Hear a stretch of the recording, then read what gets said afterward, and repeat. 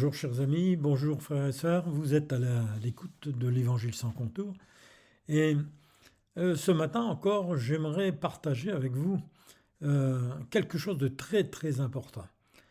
Parce que nous le voyons, on est submergé de toutes sortes de nouvelles. Euh, du jour au lendemain, nous sommes au bord d'une troisième guerre mondiale. On nous dit après que la paix est en train d'arriver. Il y a beaucoup de bruit qui circule. Ça entretient des dialogues, discussions interminables.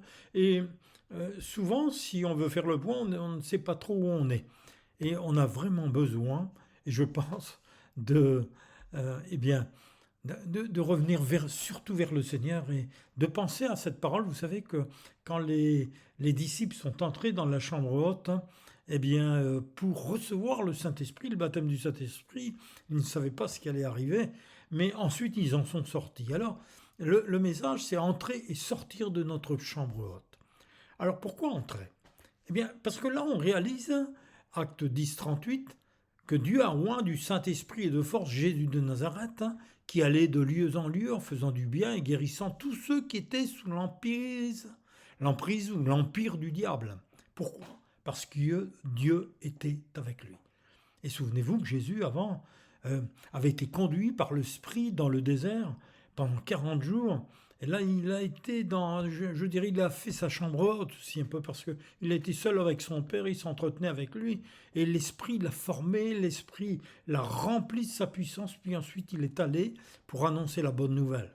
Et voyez-vous, c'est exactement cela, on le retrouve dans Acte 10, versets 42-43. Il dit, et Jésus nous a ordonné de prêcher au peuple et d'attester que c'est lui qui était établi par Dieu, juge des vivants et des morts. Et tous les prophètes rendent de lui des témoignages que quiconque croit en lui reçoit par son nom le pardon des péchés. Voyez-vous, ça c'est le plus important. Rentrer dans le royaume de Dieu, et on ne peut entrer que si on a lavé notre cœur, si on a lavé notre robe, si on a reçu le pardon de nos péchés. Parce que Dieu nous l'a offert. Dieu, il a payé le prix. Et il n'y a rien de plus important sur Terre, même je dirais de toutes ces nouvelles où de plus en plus on essaye de faire peur aux gens, mais il faut penser à l'après. C'est-à-dire, nous ne sommes que des voyageurs sur Terre, puis un jour nous allons nous retrouver dans le Seigneur. Et ne gâchons pas cette vie à nous arrêter à des futilités ou à des choses qui nous feraient peur et qui nous, je dirais, paralyseraient. Mais au contraire, nous avons besoin de nous poser une question. C'est vrai, aujourd'hui, en 2025, comment vivons-nous notre relation avec Jésus?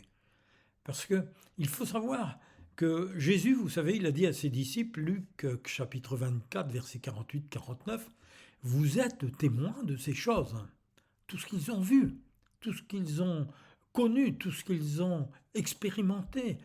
Et voici, il dit, j'enverrai sur vous ce que mon Père a promis, mais vous restez dans la ville jusqu'à ce que vous soyez revêtus de la puissance d'en haut. Mes amis, on ne peut pas aller sans la puissance d'en haut. Parce que on rentre dans une guerre contre les puissances de ténèbres, contre l'empire du diable. Et Jésus le savait, c'est pour ça qu'il a dit à ses disciples, là maintenant, il est apparu aux disciples pendant 42 jours, et puis en leur expliquant même des choses du royaume de Dieu, il y a beaucoup de choses qui se sont dites, ils ont pu voir ses mains percées, son côté qui était ouvert, mais ils l'ont vu vivant, ils ont vu que Christ était ressuscité. Et ils ont compris là que Colossiens 1, verset 18-19, que Jésus-Christ c'est la tête du corps de l'Église. Il est le commencement, le premier-né d'entre les morts, afin d'être en tout le premier, car Dieu a voulu que toute plénitude habite en lui. Voyez-vous, l'Église a commencé le jour de la Pentecôte. L'Église primitive a commencé le jour de la Pentecôte et ça n'a pas changé. Jésus-Christ est toujours la tête du corps.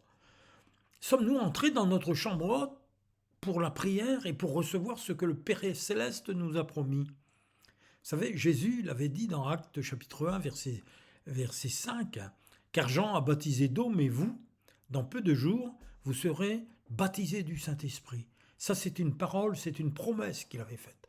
Et même s'il ne savait pas encore ce qui allait se passer, il fallait qu'il passe par là. Acte 1, verset 8.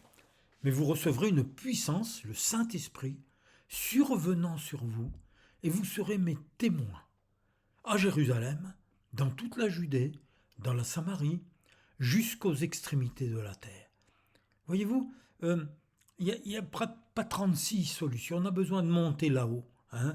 Comme quand les disciples furent arrivés, ils montèrent dans la chambre haute où ils se tenaient d'ordinaire, et tous d'un commun accord, ils persévéraient dans la prière avec les femmes, et Marie, mère de Jésus, et les frères de Jésus. Il y avait tout le monde là, les 120 disciples, tous les fidèles qui l'avaient suivi. Et pourtant, quand il est monté au ciel, il est apparu à plus de 500 disciples à la fois, voyez-vous. Mais il y en a qui ont persévéré. Il faut être conscient de sa présence omniprésente en nous pour vivre cette vie nouvelle qu'il nous a donnée. Pourquoi ? Eh bien, si nous l'avons reçue, c'est comme ça. Jérémie, chapitre 9, verset 24, Dieu dit que celui qui veut se glorifie d'avoir de l'intelligence et de me connaître, de savoir que je suis l'Éternel. Voyez-vous, même dans l'Ancien Testament, il est dit, l'Éternel, mais qui exerce la bonté, le droit et la justice sur la terre, car c'est à cela que je prends plaisir, dit l'Éternel. Voilà, la bonté, le droit, la justice, c'est à cela que nous réjouissons le cœur de Dieu. Et il nous faut être remplis du Saint-Esprit pour le faire avec cette puissance. Et tous les disciples, par les Écritures, nous enseignent que ceux que Jésus avait appelés avaient besoin de sa présence puissante, surnaturelle, pour que ceux qui les entourent soient touchés par sa personne. Et nous, c'est la même chose. Si nous sommes revêtus, remplis du Saint-Esprit, beaucoup seront touchés. Pourquoi ? Parce que Christ vit en nous. Lamentation de Jérémie disait, chapitre 3, verset 25-28, « L'Éternel a de la bonté pour ceux qui espèrent en lui, pour l'âme qui le cherche. » Et il dira, « Il est bon d'attendre en silence le secours de l'Éternel. » Il est bon pour l'homme de porter le joug dans sa jeunesse. Il se tiendra solitaire et silencieux parce que l'Éternel le lui impose.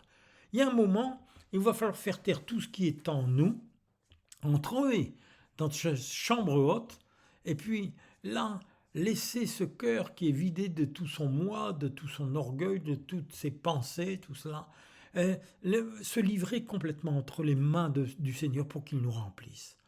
Et il va nous remplir, voyez-vous, si nous comprenons certaines choses. C'est Acte 1, verset 3. Et il nous est dit qu'après que Jésus eut souffert, donc ils étaient encore, les disciples, dans ce sentiment de souffrance de Jésus. Et puis d'un seul coup, il leur apparaît vivant, voilà. C'est comme la femme qui va donner un bébé au monde, c'est-à-dire qui va accoucher, et puis là, il y a tout ce travail, il y a toute cette souffrance, et puis quand le bébé arrive vivant, c'est une grande joie, et elle savoure d'avoir donné la vie. Eh bien, Dieu nous montre encore que Jésus a souffert, il leur a apparu vivant et en leur donna plusieurs preuves en se montrant à eux pendant 40 jours. Il fallait que cela rentre dans leur cœur, vivant, vivant, vivant. Et il leur parlait des choses qui concernent le royaume de Dieu. Notre royaume n'est pas de ce monde, mes amis. Frères et sœurs, c'est comme cela. Imaginez quand même, Jésus mangeait avec eux et pourtant il passait au travers des murs ou des portes fermées. Leur foi, elle est stimulée, elle est renforcée, et puis elle va s'enraciner. Et là, ils ne vont plus s'appuyer sur leur force personnelle, mais par contre, ils vont dire quand même, c'est extraordinaire, Seigneur. Ce sont des moments hors normes qui vont imprégner leur mémoire. Oui, mes amis, Jésus est réellement vivant. Il est maintenant remonté s'asseoir à la droite de son Père dans son royaume. Et il dit aux disciples de retourner à Jérusalem et d'attendre ce que le Père avait promis. Alléluia. Alors, voyez-vous, examinant, je pense, pendant la semaine qu'ils sont restés en attente pour recevoir le Saint-Esprit, ce que le Père avait promis, ils ont examiné les Écritures, les prophètes que les prophètes leur avaient laissés. Et ils s'attendaient à recevoir quelque chose, une puissance, mais ils ne savaient pas comment cela se passerait. Alors durant cette attente, ils ont eu temps aussi de réfléchir, chacun sur leur parcours de vie, et de renouveler leur intelligence pour entrer dans cette nouvelle alliance. Parce qu'ils se sont perçus que, eh bien, comme nous, comme moi, nous ne sommes pas des géants. Hein. eux-mêmes, tous avaient pris la fuite, hein, à part Jean qui l'a suivi lors de son arrestation. Mais ils sont appuyés sur la parole de Dieu. Dieu dit, Jérémie chapitre 31, verset 33, « Voici l'alliance que je ferai avec la maison d'Israël. Après ces jours-là, dit l'Éternel, je mettrai ma loi au-dedans d'eux, je l'écrirai dans leur cœur et je serai leur Dieu, ils seront mon peuple. » Jésus est venu pour signer, pour apporter une nouvelle alliance.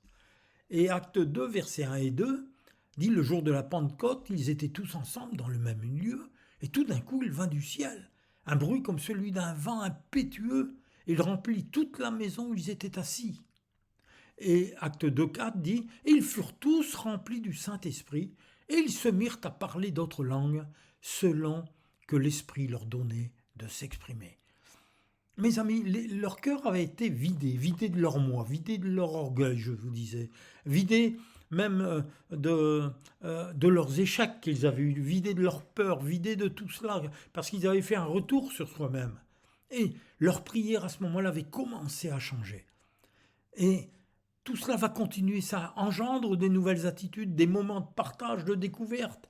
Ils ont dû, durant cette semaine, eh bien, regardez, c'est-à-dire que les prophéties sont devenues vivantes dans leur cœur.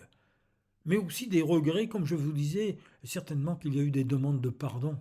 Hein, nous le voyons avec Pierre, Jacques et Jean, même Marie et ses fils, la famille qui à un moment ne croyait pas en Jésus.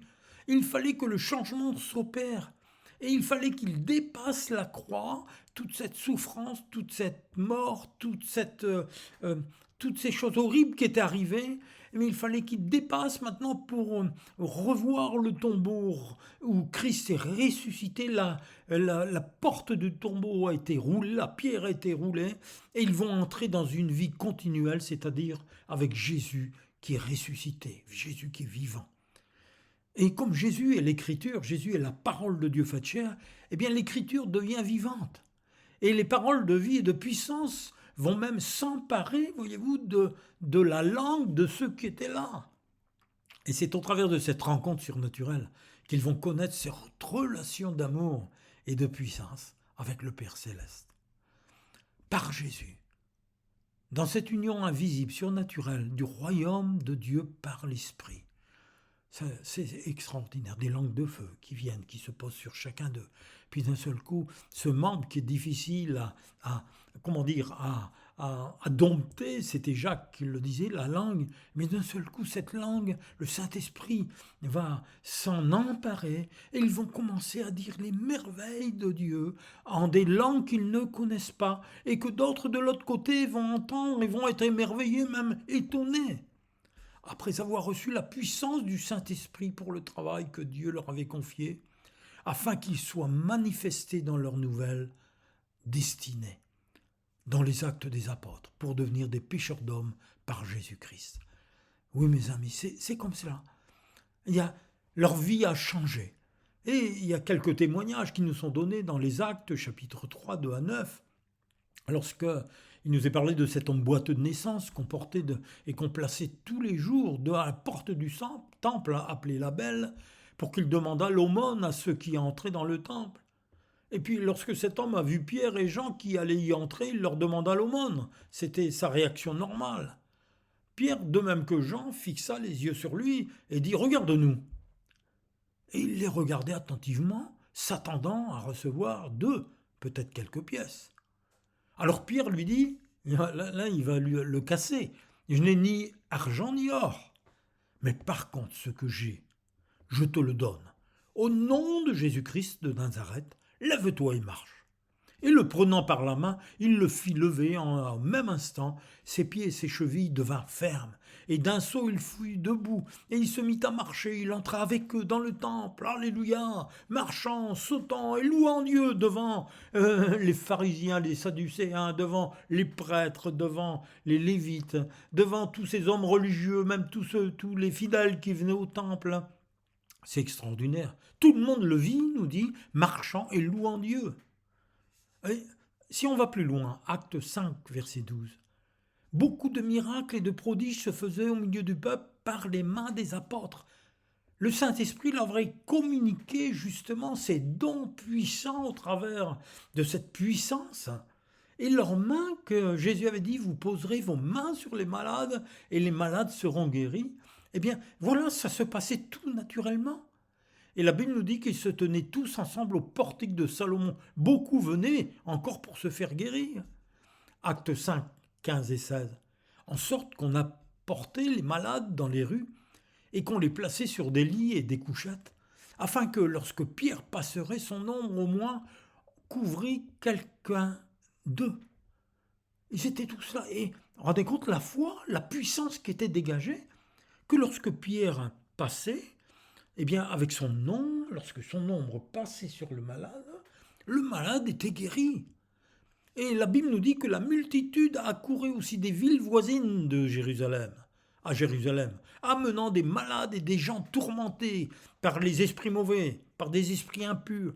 Et la Bible nous dit, et tous étaient guéris. Mes amis, c'est ça la Pentecôte. C'est ça la Pentecôte. C'est ça ce que le Seigneur nous a donné, même en 2025. Il ne faut pas se disperser. Il y a des pauvres, il y a des actes sociaux, je dirais. Il y a beaucoup de choses qui passent sur le côté, là, comme cela. Et on s'attache à beaucoup, beaucoup de choses à faire.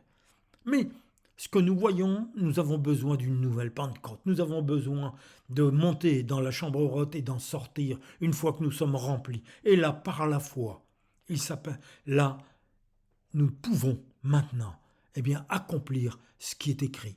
Acte 8, verset 26-31. Un ange du Seigneur, tiens, comme par hasard, un ange du Seigneur qui s'adresse à Philippe et lui dit « Allez, lève-toi Philippe, et va du côté du midi sur le chemin qui descend de Jérusalem à Gaza, qui est celui du désert. » Et Philippe, vous savez, il n'a pas cherché à comprendre, il s'est levé, il partit, et voici, il y avait un Éthiopien, un eunuque, ministre quand même de Candace, reine d'Éthiopie, et surintendant de tous ses trésors, venu à Jérusalem pour adorer. Donc c'était quelqu'un qui avait la crainte de Dieu, quelqu'un qui avait entendu parler de Dieu, même qui avait, je dirais, ce cœur pour Dieu. Il était venu pour adorer, et qui s'en retournait assis sur son char. Et il lisait le prophète Ésaïe. Et l'Esprit dit à Philippe, avance et approche-toi de ce char. Philippe accourut, il entendit l'Éthiopien qui lisait le prophète Ésaïe et lui dit, mais comprends-tu ce que tu lis? Et ce ministre répondit, mais comment le pourrais-je si quelqu'un ne me guide? Et il invita Philippe à monter et à s'asseoir à côté de lui. Oui, la Pentecôte, c'est ça. C'est après recevoir les ordres du Seigneur, puis aller là où le Seigneur nous dit, là où il y a des gens qui ont soif, qui ont besoin d'entendre. Comment comprendront-ils si personne ne le leur explique? C'est notre rôle, c'est le rôle de témoin. Avec le Seigneur, vous savez, nous le voyons, acte 8, 34, 39, il est écrit que, et l'eunuque, il dit à Philippe, je te prie, de qui le prophète parle-t-il ainsi? Est-ce de lui-même ou est-ce de quelqu'un d'autre?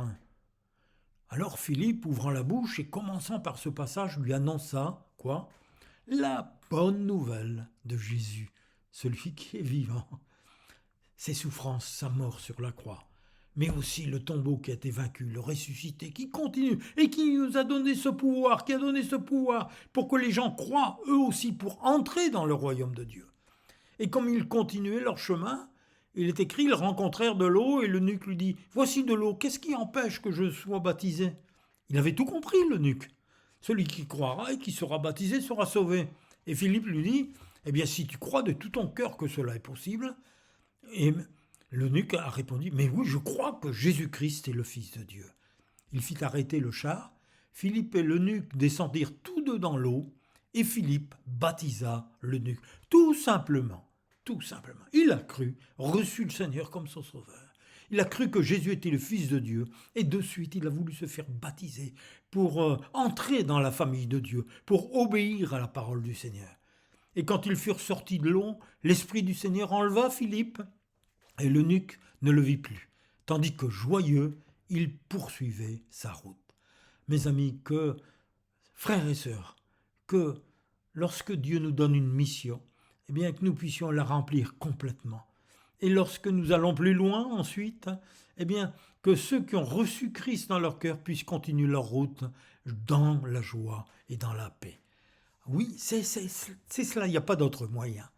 Acte 10, versets 38 à 43. Vous savez comment Dieu a oint du Saint-Esprit et de force Jésus de Nazareth, qui allait de lieu en lieu en faisant du bien et en guérissant tous ceux qui étaient sous l'empire du diable. Pourquoi ? Car Dieu était avec lui. Nous sommes témoins de tout ce qu'il a fait dans le pays des Juifs et à Jérusalem. Et ils l'ont tué en le pendant au bois. Dieu l'a ressuscité le 3e jour, mes amis, et il a permis qu'il apparût, non pas à tout le peuple, mais aux témoins choisis d'avance par Dieu, à nous qui avons mangé et bu avec lui, après qu'il fut ressuscité des morts.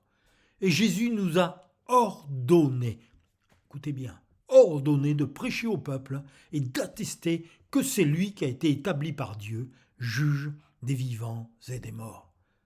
Tous les prophètes rendent de lui ce témoignage que quiconque croit en lui reçoit par son nom le pardon des péchés.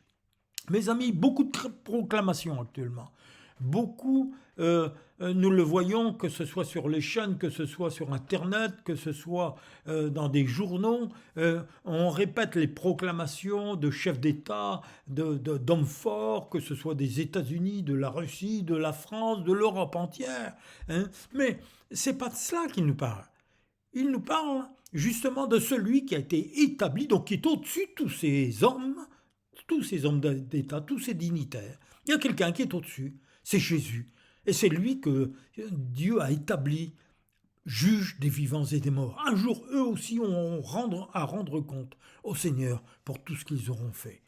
Alors, on revient toujours à l'essentiel, c'était chercher quoi ? Premièrement, Matthieu 6,33, recherchez d'abord le royaume et la justice de Dieu.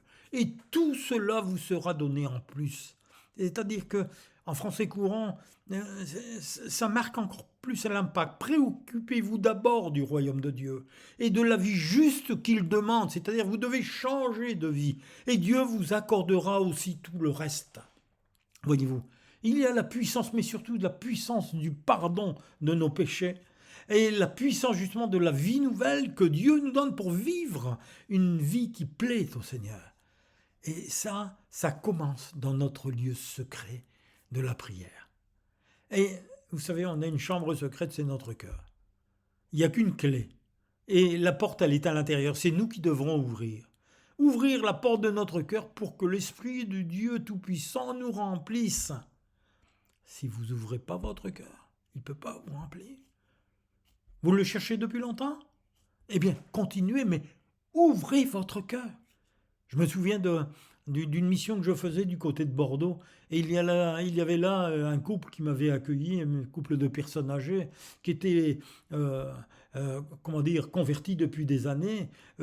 Son épouse était très engagée, et le frère était fatigué, il était à la retraite, il avait plus de 70 ans, tout cela, et lorsqu'il avait entendu parler justement du baptême du Saint-Esprit, il n'était pas baptisé du Saint-Esprit, il allait à l'église, il faisait un peu le rôle du sacristain, vous savez, il ouvrait les portes, il mettait en place les chaises. C'était un homme qui était très dévoué.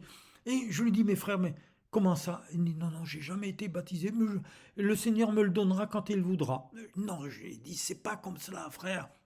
Si vous voulez, après la réunion, il était quelle heure ? 9h30 le soir, 21h30. Et je lui dis, écoutez frère, si vous voulez, on va prier. C'est maintenant que vous pouvez le recevoir.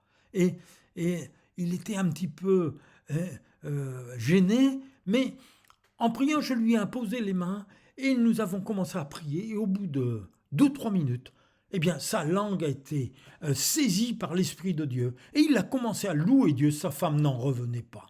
Et il était joyeux, même de toute la nuit, il n'avait pas dormi tellement il était content. Oui, dans notre lieu secret, pour que toutes les choses dont nous avons réellement besoin nous soient accordées en plus, je dirais ça c'est après. D'abord, il y a de chercher l'obéissance de la parole de Dieu. Et Jean, chapitre 1, verset 7, nous dit « Si vous demeurez en moi et que mes paroles demeurent en vous, demandez ce que vous voudrez et cela vous sera accordé. » Alors, tout simplement, je vous dirais, allez, demandez. Laissez le Saint-Esprit remplir votre cœur. S'il y a encore des choses qui bloquent, laissez-le nettoyer pour qu'il n'extirpe des choses qui ne sont pas bonnes dans votre cœur et que vous puissiez recevoir par la foi cette puissance qui va vous faire aller de l'avant. Vous allez prendre votre envol vers votre nouvelle destinée. Alors, bonne semaine avec celui qui ne nous abandonnera jamais. Jésus a dit, je suis avec vous tous les jours jusqu'à la fin du monde. Soyez bénis et remplis de sa présence qui nous donne sa paix, sa joie et son secours dans les moments difficiles sur la terre. Même si vous êtes dans des moments difficiles, c'est le moment de venir à lui. Mon doux et tendre Père Céleste, sois adoré, loué, béni pour tes multiples bienfaits par Jésus-Christ que tu vas accorder à tes enfants. Au nom de Jésus, ton Fils bien-aimé. Amen.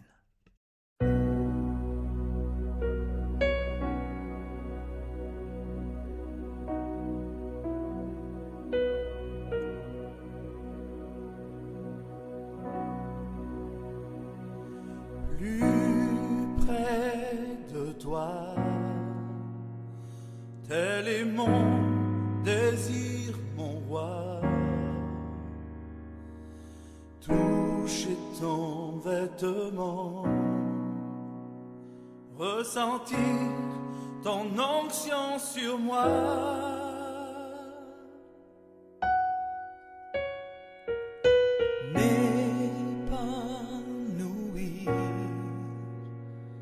Dans tes bras, venir me blottir,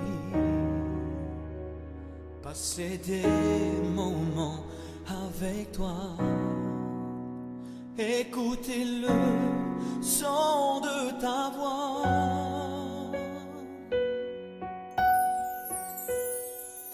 m'éloigner de la terre pour pouvoir toucher mes jours seront finis, me réveiller à côté de toi.